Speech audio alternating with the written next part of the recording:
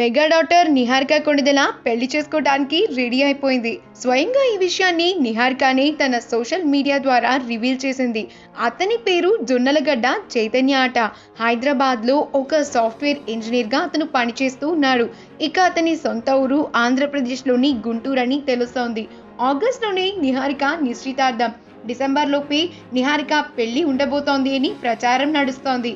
ఇక నిహారిక చైతన్య నిశ్చితార్థం ఫోటోలంటూ సోషల్ మీడియాలో హల్చల్ చేస్తున్నాయి కూడా. అయితే ఇప్పుడు జరిగింది నిజంగానే నిశ్చితార్థమా అంటే మాత్రం సమాధానం కాదు అనే వస్తోంది.